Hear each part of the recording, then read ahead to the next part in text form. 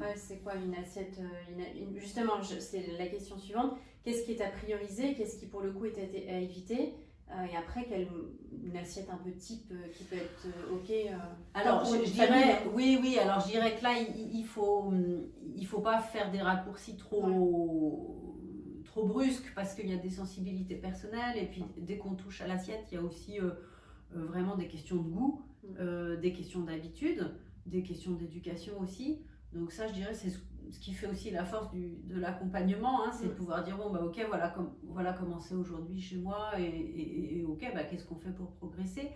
Mais globalement, quand même, un conseil qu'on peut donner, c'est de dire, bah, essayons de réduire les produits industriels. Hein, donc tout ce qui est préparé par l'industriel plutôt que par nous. Voilà. Donc ça, c'est quand même une grande directive de dire, bah, essayons de réduire les produits industriels et de faire monter en puissance les végétaux, les légumes et les fruits. Ouais, je me souviens d'ailleurs quand on avait commencé l'accompagnement, et j'avais trouvé ça bien, c'est que c'était pas radical dans le changement de l'assiette. C'était c'est quoi aujourd'hui que tu consommes, comment tu le consommes, c'est quoi tes habitudes, et comment aller dans les habitudes de chacun, aller trouver comment réajuster tout en douceur. Voilà.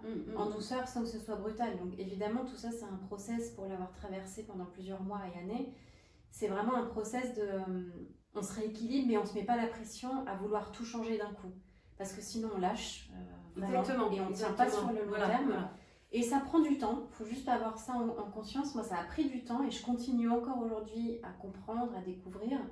Mais en tout cas, ça marche si on se pose et qu'on est accompagné, encore une fois, avec les bonnes directives. Et après, on est complètement autonome sur la gestion de son assiette. Et moi, je me recomplémente sans forcément te reconsulter. Tout à fait. Voilà, j'ai la base, j'ai ce qu'il me faut. Et c'est ce que tu dis est intéressant, vraiment en douceur, en fonction de sa propre histoire et de son besoin. Quoi. Voilà, moi je tiens beaucoup à être pragmatique, c'est-à-dire qu'il ne s'agit pas de faire une grande leçon de la nutrition idéale et théorique. Il n'y a personne qui a une vie théorique et idéale, donc voilà, on cherche. Et puis surtout, parfois, en fait, en changeant des petites choses, on a des effets très bons, très efficaces et très rapides. Donc voilà, quand on met le doigt sur des déséquilibres comme ça et qu'on met en place des nouvelles habitudes, parfois très simples, il peut y avoir derrière sur le long terme des gros changements. Et puis si on commence à tomber dans la privation de tout, là le corps il comprend plus, il a besoin de gras, il a aussi besoin un peu de sucre, justement le sucre, parlons-en. La glycémie, quand on est plus stressé émotionnellement, on peut avoir envie de compenser le côté émotionnel, donc c'est le petit doudou, le petit réconfort sucré qui fait du bien. Mais voilà, attention à que ça ne devienne pas un réconfort régulier, courant et quotidien.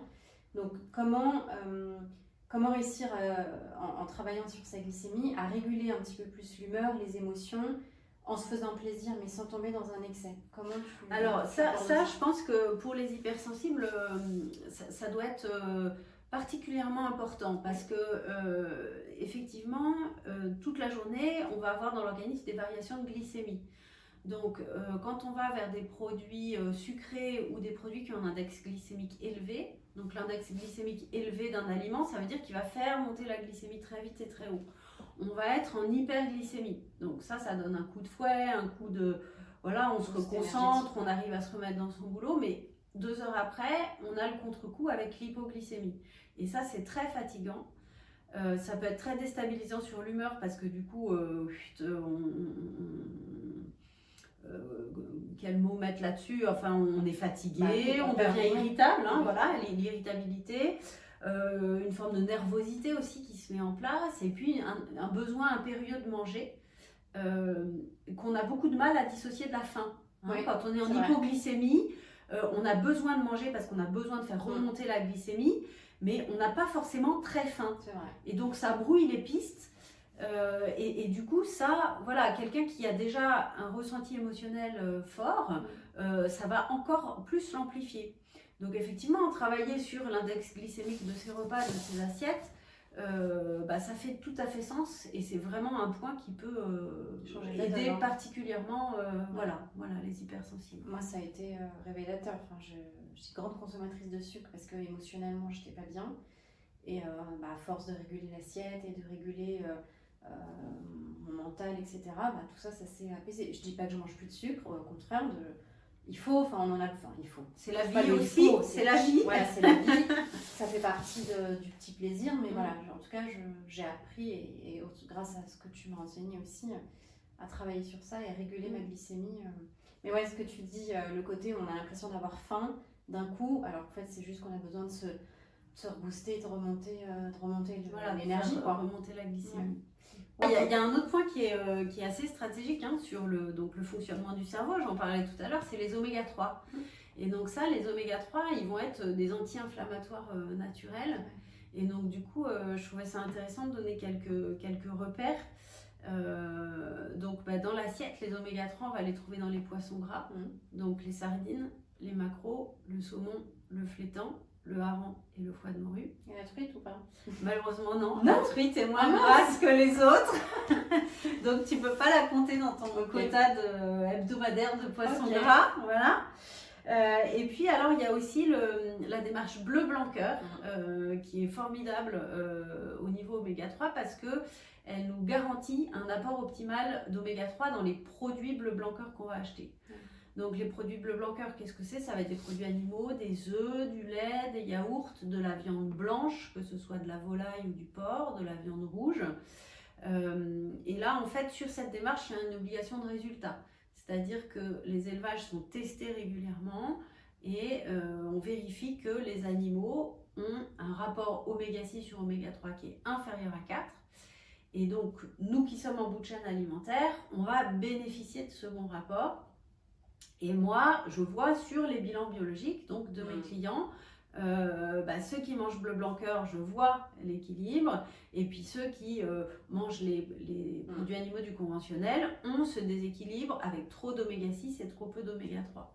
Donc ça, je trouvais ça vraiment intéressant là qu'on puisse donner cette info-là à ceux qui nous écoutent, que quand on voit un produit bleu blanc cœur au supermarché, c'est une vraie plus-value pour la santé. Non, moi, c'est toi qui m'as fait découvrir ça et depuis, alors on n'en trouve pas partout encore. Voilà, chez Super U, il y en a. Voilà, les enseignes U sont celles qui ont choisi de regrouper sous la marque de distributeur. Chez Leclerc, moi j'achète les œufs. Ouais, La viande aussi, je trouve la viande bleu blanc cœur. Super. Pas tout le temps. Et Monoprix aussi, ils font des œufs et je crois qu'il y avait autre chose. Mais bon, en tout cas, si vous voulez vraiment trouver du bleu blanc cœur, Super U, ils ont toute une gamme. Et c'est pas, ça reste en termes de prix, ça reste correct par rapport à ce qu'on trouve. C'est très correct. Et on sait qu'on mange mieux. Donc moi, j'ai complètement adhéré. Depuis, dès que je peux trouver du bleu blanc cœur, je suis au taquet. Voilà, et je rajouterais même que c'est un cercle qui est extrêmement vertueux parce que c'est des animaux qui émettent moins de CO2. Donc en fait, je trouve ça assez formidable de voir que des animaux qui sont mieux nourris vont être moins malades, vont recevoir moins de traitements antibiotiques et vont émettre moins de CO2 et donc bon pour la planète et bon pour la santé des hommes. Non, c'est vraiment un trio quoi.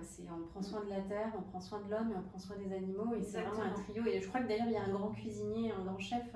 Oui, il y a des chefs qui partenaires. Ouais, tout à fait. Je sais plus comment il s'appelle. Je sais plus en tête d'ailleurs. Mais tout à fait. Voilà. Faites vos recherches. Mais en tout cas, il y a un grand chef qui prône bleu blanc cœur aussi dans sa cuisine.